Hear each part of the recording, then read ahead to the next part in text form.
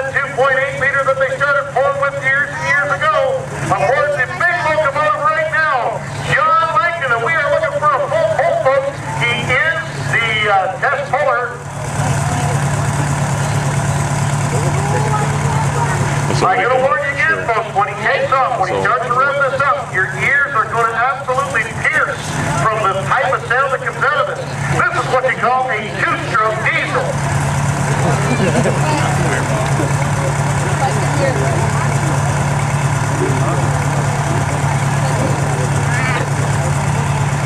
Oh my God, I'm getting whiplash. What? What? I'm watching this guy. There it is. There it is.